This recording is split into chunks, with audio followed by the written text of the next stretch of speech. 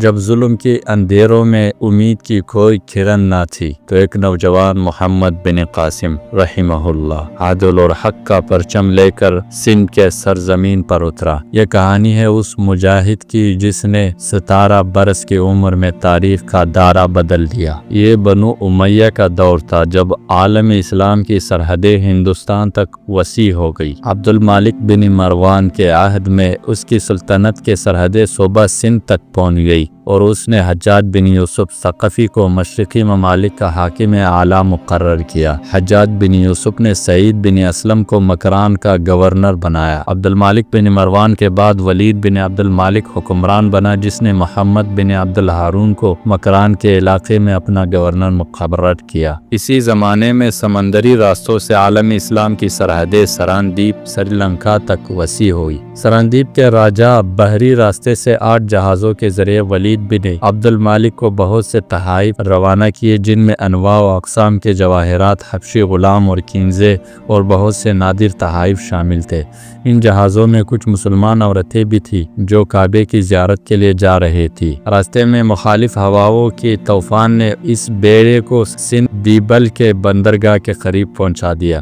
اس وقت دیبل سندھ کے بندرگاہ تھی اور راجہ داہر علاقے کا حکمران تھا۔ مقامی قزاقوں نے ان جہازوں پر قبضہ کر کے انہیں لوٹ لیا اور جواہرات اور تحائف پر قبضہ کر کے مردوں اور عورتوں کو قیدی بنا دیا۔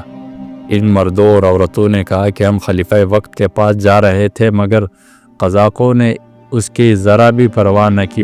انہیں گرفتار کر کے کہا کہ اگر کوئی آپ کو چھڑا سکتا ہے تو اس کے توسط سے خود کو چھڑا لے۔ اس پر ایک عورت نے چیخ کر کہا، یا حجاج اغثنی، اے حجاج میری مدد کرو۔ ان جہازوں کے کچھ مسافر کسی نہ کسی طرح بچ نکلے اور انہوں نے عراق پہنچ کر جہازوں کے لٹنے اور مسافروں کی قید ہونے کی اطلاع حجاج بن یوسف کو پہنچائی اور یہ کہا کہ اس وقت جب قزاق مسافروں کو گرفتار کر رہے تھے تو ایک عورت نے بے اختیار آپ کو پکارا۔ حجاج نے جواباً کہا، لبیک، میں حاضر ہوں۔ حجاج نے ایک خط لکھا اور اس میں محمد بن ہارون کے ذریعے راجہ داہر تک بھجوایا۔ خط میں لکھا تھا کہ وہ ان تحائف کو جو سرندیپ کے راجہ نے بھیجے تھے اور ان کنیزوں اور یتیموں کو اس کی خدمت میں بھیج دے۔ حجاج نے اس خط پر خود اپنے دستخط ثبت کیے۔ سندھ کے مشہور تاریخ چچ نامہ کتاب فتح نامہ سندھ کے مطابق راجہ داہر نے جواب میں لکھا کہ یہ کام بحری قزاقوں کا ہے جو ہمارے اختیار سے باہر ہے، جبکہ تاریخ فرشتہ کے مطابق راجہ داہر نے لکھا کہ بے شک ہم نے تمہارے جہازوں کو لوٹا ہے لیکن تم ہمارا بھال بھی بھیکا نہیں کر سکتے۔ کہا جاتا ہے کہ جب داہر کا یہ جواب حجاج کو ملا تو اس نے ولید بن عبد الملک سے سندھ پر حملے کی اجازت طلب کی۔ شروع میں تو ولید نے اس کی اجازت نہ دی، لیکن چند دن بعد حجاج نے اسے لکھا کہ اس مہم پر جو رقم شاہی خزانے سے خرچ ہوگی میں اس سے دگنی رقم شاہی خزانے میں جمع کر دوں گا۔ ولید نے اس وعدے پر حجاج کو سندھ پر حملے کے لیے اجازت دے دی۔ ولید کی اجازت ملتے ہی حجاج نے پہلے عبید اللہ بن نبہان کی قیادت پہ ایک فوج دیبل روانہ کی جو معرکے میں شہید ہو گئے۔ سندھ کے مشہور عالم ڈاکٹر عمر بن داود پوتا کا خیال ہے کہ کلفٹن کے ساحل پر جو مقبرہ عبداللہ شاہ غازی کے نام سے مشہور ہے وہ انہی عبید اللہ بن نبہان کا مقبرہ ہے۔ حجاج کو جب اپنے ان دونوں سالاروں کے مارے جانے کی خبر ملی تو انہوں نے اپنے ایک عزیز محمد بن قاسم کو سندھ بھیجنے کا فیصلہ کیا۔ بعض محرخین کے مطابق جن میں اعجاز الحق قدوسی بھی شامل ہے، محمد بن قاسم حجاج بن یوسف کے بھتیجے اور داماد تھے، لیکن سندھ کے مشہور مورخ ڈاکٹر نبی بخش بلوچ نے مختلف دلائل سے ثابت کیا ہے کہ محمد بن قاسم حجاج کے بھتیجے نہیں بلکہ ان کے چاچا زاد بھائی تھے۔ تاریخ سندھ کے مطابق جس وقت اس مہم کے لیے محمد بن قاسم کا انتخاب ہوا اس وقت ان کی عمر 17 سال تھی۔ اس سے قبل وہ شیراز کے گورنر تھے جہاں انہوں نے نہایت عمدگی سے حکومت کی۔ ان کی کارکردگی سے متاثر ہو کر حجاج نے لشکر کشی کا حکم دیا۔ حجاج نے اس مقصد کے لیے 6000 فوجی منتخب کیے اور انہیں گھوڑے اور اونٹوں کے ساتھ روانہ کیا۔ محمد بن قاسم کی سرکردگی میں یہ لشکر خشکی کے راستے مکران پہنچا۔ ایک ماہ کے بعد انہوں نے دیبل کا رخ کیا۔ راستے میں انہوں نے پنجگور کے علاقے فتح کیے اور پھر سفر کرتے ہوئے دیبل پہنچ گئے۔ وہ دیبل پہنچے تو جمعے کا دن تھا۔ انہوں نے سرزمین سندھ پر پہلی نماز جمعہ ادا کی۔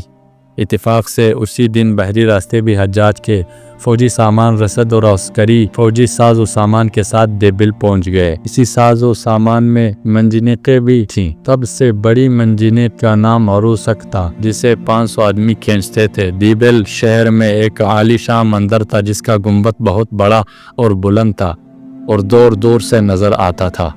اس کے چوٹی پر ریشم کا سبز پرچم آویزان تھا۔ اس پرچم کے متعلق شہر والوں کا ایمان تھا کہ جب تک یہ ہوا میں لہرا رہا ہے کوئی فوج شہر فتح نہیں کر سکتی۔ مندر میں 700 پجاری تھے اور شہر کے گرد فصیل بنی ہوئی تھی۔ محمد بن قاسم کے دیبل پہنچتے ہی راجہ داہر کے فوج شہر کے دروازے بند کر کے بیٹھ گئی۔ محمد بن قاسم نے فصیل کے چاروں طرف خندقیں کھود کر منجنیقیں نصب کر کے اور شہر کو محاصرے میں لے لیا۔ یہ محاصرہ 7 دن تک جاری رہا۔ 8ویں دن ایک مخبر کے ذریعے محمد بن قاسم کو اطلاع ملی کہ جب تک اس مندر پر لہرانے والے پرچم کو پارا پارا نہیں کیا جائے گا شہر کے باشیوں کا حوصلہ پست نہیں ہوگا۔ محمد بن قاسم نے اپنی منجنیق اور عروسک کے ذریعے اس پرچم کو گرانے کا فیصلہ کیا۔ جو ہی وہ پرچم نیچے گرا مسلمانوں نے ہر طرف سے شدید حملہ شروع کر دیا۔ یہ دیکھ کر داہر کی فوج کے حوصلے ٹوٹ گئے اور انہوں نے فوراً شہر پناہ کے دروازے کھول دیے۔ دیبل فتح ہونے کے بعد محمد بن قاسم نے قید خانے سے ان مسلمان قیدیوں کو آزاد کیا جن کی گرفتاری کے باعث یہ سارا قضیہ شروع ہوا تھا۔ کہا جاتا ہے کہ جیل خانے کے دراغوں نے بھی حالات دیکھتے ہوئے اسلام قبول کر لیا۔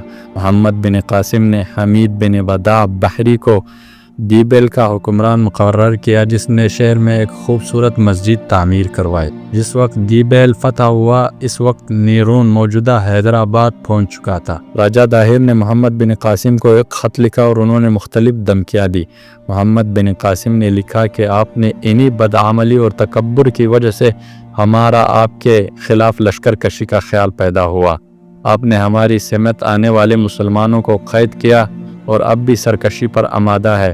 مجھے یقین ہے کہ میرا اور آپ کا مقابلہ جہاں کہیں ہوگا میں خدا تعالیٰ کی مدد سے آپ کو مغلوب کروں گا۔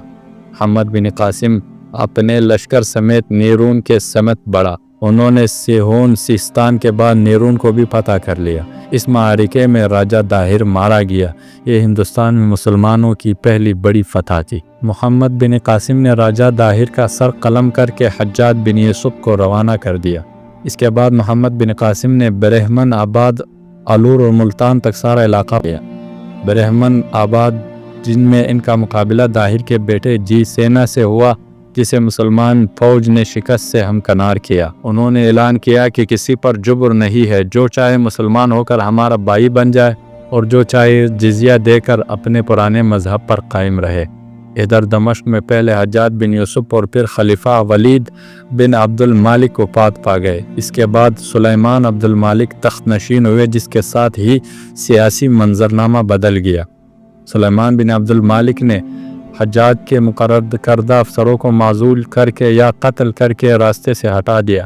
ان افسروں میں قتیبیہ بن مسلم، موسیٰ بن نصیر اور محمد بن قاسم کے نام سری فہرست ہے۔ انہوں نے محمد بن قاسم کے جگہ یزید بن کبشہ کو سندھ کا گورنر مقرر کیا جس نے محمد بن قاسم کو ٹھاٹ کے کپڑے پہنا کر اور ہتھکڑی بھیڑی ڈال کر عراق بھجوا دیا۔ محمد بن قاسم سندھ سے رخصت ہو رہے تھے تو انہوں نے یہ شعر پڑھا جس کا ترجمہ ہے: انہوں نے مجھے ضائع کر دیا اور کیسے جوان کو ضائع کیا جو مرد نبرد آزما اور سرحد کا محافظ تھا۔ محمد بن قاسم عراق پہنچے تو خلیفہ نے انہیں واسط کے جیل خانے میں بھجوا دیا جہاں انہیں زنجیروں میں باندھ کر رکھا گیا۔ اس قید خانے میں وہ صرف 22 سال کی عمر میں وفات پا گئے۔ ان کی وفات کی خبر سندھ پہنچی تو یہاں ان کا بڑا سوگ منایا گیا اور شہر کیرج کے ہندوؤں اور بودھوں نے اپنے شہر میں اس کا ایک مجسمہ نصب کروا کر اپنی عقیدت کا اظہار کیا۔ دوستو یہ کہانی تھی محمد بن قاسم رحمہ اللہ کی،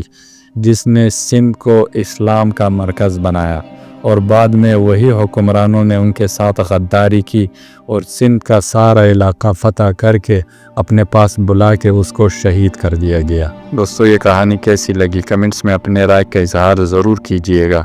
ہمارے چینل کو سبسکرائب کر دیجئے گا۔ ویڈیو دیکھنے کا بہت بہت شکریہ۔